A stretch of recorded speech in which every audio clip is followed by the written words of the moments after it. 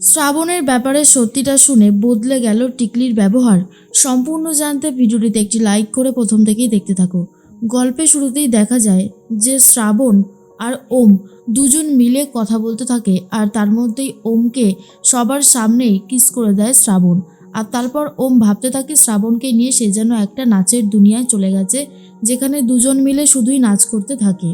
আর এরপরেই বাস্তবে ফিরে আসে দুজন মিলে, আর তখনই চিৎকার করে ওঠে টিকলি। টিকলির চিৎকার শুনে অনেকেই জিজ্ঞেস করে কি হয়েছে, এত জোরে কেন চিৎকার করলে।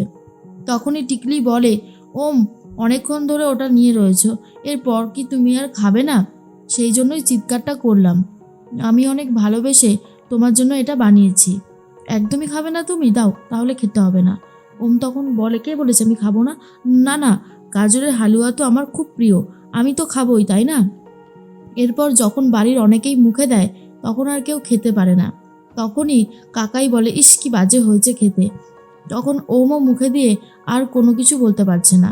তখন তিন্নি এসে বলে, হ্যাঁ রে দিদি, তোর হোমে বুঝি যে রাঁধুনি সে তোকে চিনির বদলে নুন দিতে শিখিয়েছে? তখনই টিকলি বলে, কি নুন দিয়ে দিয়েছি ভুল করে? তখন বৃষ্টি বলে, হ্যাঁ রে টিকলি, তুই যখন পারিস না তাহলে কেন করতে গেলি বলতো? কতটা চিনি, তারপরে দুধ, নুন, ঘি, তেল সব নষ্ট করলি কেন বলতো? শ্রাবণ বলে, দিদি তুই এত এরকমভাবে বলছিস কেন বলতো? আরে বাবা দেখ না, এই যে ও করেছে, চেষ্টা করেছে, এটাই তো অনেক বড় কিছু। কই সেই বেলায় তো অ্যাপ্রিসিয়েট করছিস না। এরকম করিস না দিদি, ও যখন করেইছে টিকলি, তুই চিন্তা করিস না। এই সব কটা নুনে পড়া হালুয়া আমি দেখ মিষ্টি দিয়ে এক্ষুনি নিয়ে আসছি। দাও আমাকে সবাই দিয়ে দাও তো বাটিগুলো, আমি একটা ব্যবস্থা করেই নিয়ে আসছি। তার মধ্যেই ঠিক তখন সোমনাথ চলে এসেছে আর বলে, আসতে পারি? এখন বুঝি গাজরের হালুয়া খাওয়া হচ্ছে সবাই মিলে।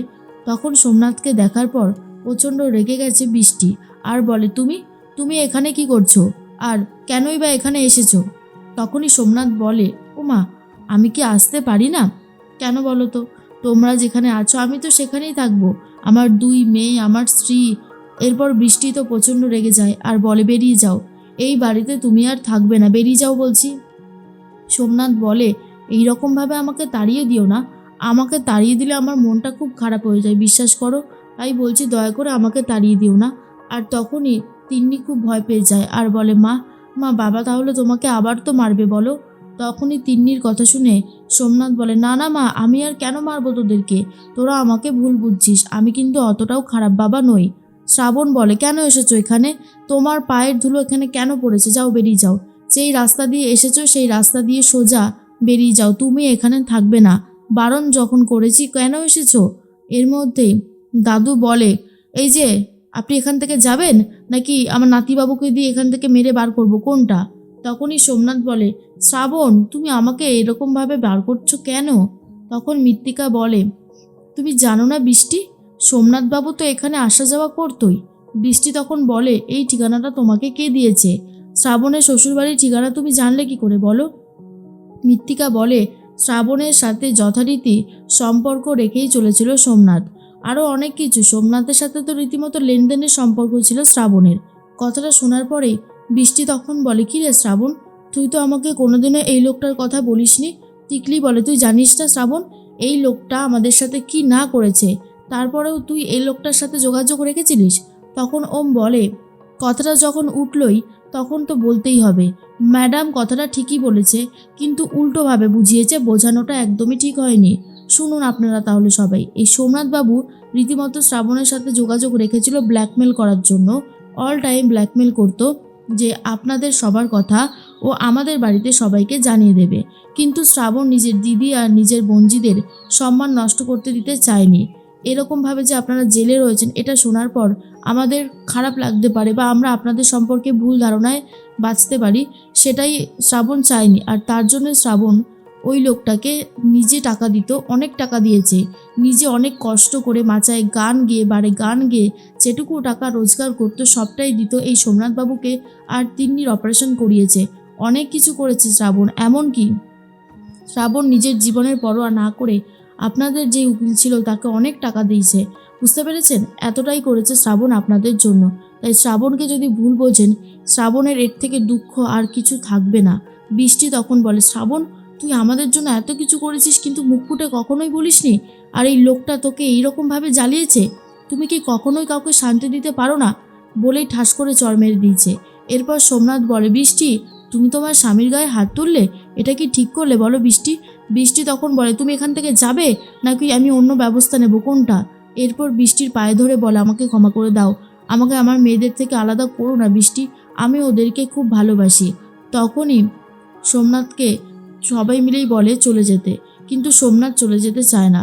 আর দাদু তখন বলে, আপনার ছেলে মেয়ে যখন মেনেই নিতে পারছে না আপনাকে, আপনার স্ত্রী যখন মেনে নিতে পারছে না, তাহলে এখানে কেন পড়ে রয়েছেন? বেরিয়ে যান, বেরিয়ে যান বলছি, এখানে আপনার থাকার কোনো প্রয়োজন নেই। সোমনাথ বলে, আমি কোথায় যাব? আমার সংসার ছেড়ে আমি কি কোথাও যেতে পারি?